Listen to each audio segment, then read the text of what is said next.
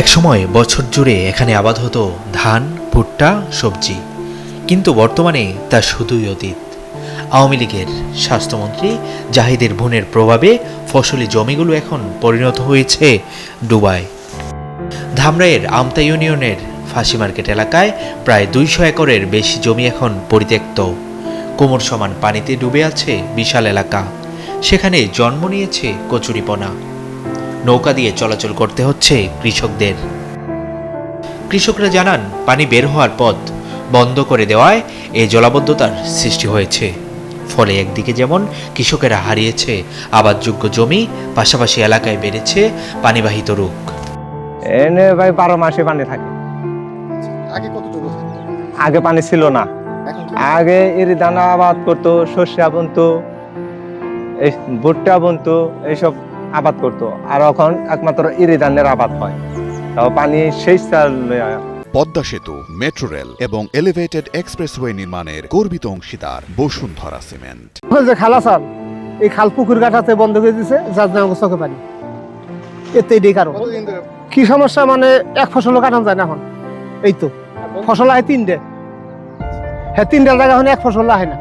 কিন্তু কিভাবে শুরু হয়ে জলাবদ্ধতা? কারণ অনুসন্ধানে গিয়ে ডেলিসান জানতে পারে এর পেছনে প্রভাবশালীদের হাত। স্থানীয় কৃষকরা বলছিলেন, আগে একটা খাল ছিল যার মধ্য দিয়ে বের হতো পানি, কিন্তু 3 বছর আগে সে খাল বন্ধ করে BD Thai food and beverage limited নামে একটি প্রতিষ্ঠান তৈরি করেছে 6টি মাছের প্রজেক্ট।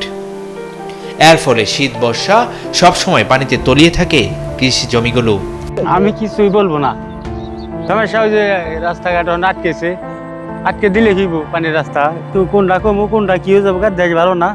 আমি কোনো সমস্যায় যাবো না।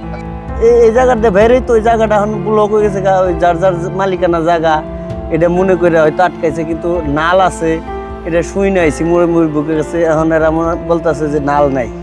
জমিটা এটা মন্ত্রীর বই নিয়ে কিনছে, কিন্তু ওমরে আরো ইয়ে আছে, যেটা লোকে জাহেদ মালিক স্বপন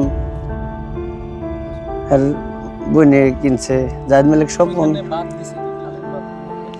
হালের মুখে বাদ দিছে, হেরাই তো এই জমি আটকে নিছে না, পরে ওই যে পুকুরের জন্য ই করছে, আটকে গেছে গা, মানে গালা দিছে, আটকে দিছে, এল দিছে, গালা আটকে গেছে গা। জানা গেছে প্রতিষ্ঠানটির মালিক আওয়ামী লীগ সরকারের স্বাস্থ্যমন্ত্রী জাহিদ মালিক স্বপনের বোন রুবিনা হামিদ। কৃষকদের অভিযোগ, জোরপূর্বক কৃষি জমিগুলো দখলের চেষ্টা করেছিলেন রুবিনা হামিদের লোকজন। এখন পানিতে এমনভাবে ডুবিয়ে দিয়েছে যেন কোনো কাজে না আসে। আসছে এখানে, আমি আমার প্রজেক্টের থেকে আমি কারো কাছ থেকে শুনি নাই যে আমাদের প্রজেক্ট কারো ক্ষতি করতেছে বা কারো ক্ষতি হয়েছে, এরকম কিছু আমি এখন বলতে। এই যে বলতেছে যে পানি আটকে রাখা হয়েছে, মানে ওই যে পাশে, এই পানিটা আসলে আদৌ থেকে আপনাদের জন্য আটকে রাখা? পানিটা আটকে রাখা হয়েছে বলতে এদিকে মনে একটা ইয়ে ছিল, খালের মতো ছিল আর কি। আমরা ওদিকে ওই যে আপনার ইয়ে দিয়ে দিচ্ছি, পাইপ দিয়ে দিচ্ছি যাতে পানি বের হতে পারে, এদিকে পাইপ ঢুকতে পারে, পানি ঢুকতে পারে, আবার দিতে পারে যায়। ক্ষমতা ও অর্থের জুড়ে কোণঠাসা এলাকার সাধারণ মানুষ। তবে কৃষকরা আবেদন করলে ব্যবস্থা নেওয়ার আশ্বাস উপজেলা কৃষি কর্মকর্তার।